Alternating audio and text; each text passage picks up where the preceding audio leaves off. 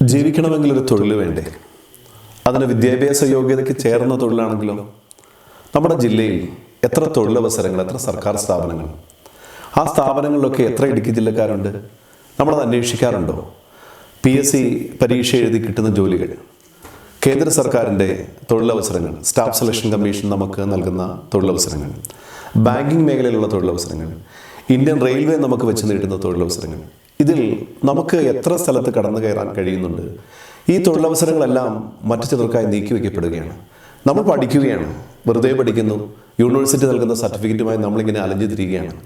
മഴ നനയാതെ, വെയിൽ കൊള്ളാതെ, ജീവിതത്തിൽ അത്ര കണ്ട് കഷ്ടപ്പെടാതെ ഒരു സർക്കാർ ഓഫീസിലിരുന്ന് ജോലി ചെയ്ത് സുഖമായി ജീവിക്കാൻ, ജീവിതത്തിലെ എല്ലാ പ്രതീക്ഷകളും നിറവേറ്റണമെങ്കിൽ തീർച്ചയായും നമ്മൾ ചെറിയ പ്രായത്തിൽ അല്പം പരിശ്രമിച്ചുകൂടെ? അതിനുള്ളൊരു അവസരം പലപ്പോഴും നമ്മുടെ ഇടുക്കി ജില്ലയിൽ ഉണ്ടാവുന്നില്ല. അതുകൊണ്ട് തന്നെ നമ്മുടെ ഇടുക്കി ജില്ലയിലെ സർക്കാർ മേഖലകളിലെ 20% താഴെ മാത്രമാണ് ഇടുക്കി ജില്ലക്കാർക്ക് തൊഴിലവസരങ്ങൾ കയ്യെത്തിപ്പിടിക്കാൻ കഴിയുന്നത്. നമ്മുടെ നാട്ടിൽ ഒരു വീട്ടിലൊരു സർക്കാർ ജീവനക്കാരൻ ഒന്ന് സങ്കല്പിച്ചു നോക്കൂ, എത്ര മാറും ആ കുടുംബം, അവരുടെ ജീവിതം എത്ര മാറും?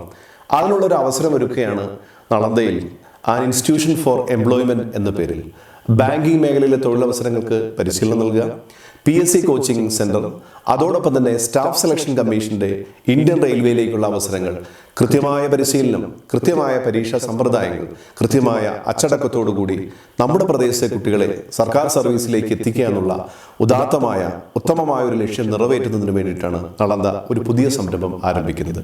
നമുക്ക് ഒരൊറ്റ വർഷം മതി. നിങ്ങൾക്ക് അതിനുള്ള വിൽ പവർ ഉണ്ടെങ്കിൽ, നിങ്ങൾ അംബീഷ്യസ് ആണെങ്കിൽ, സർക്കാർ സർവീസിലെ കസേര നിങ്ങളെ കാത്തിരിക്കുകയാണ്.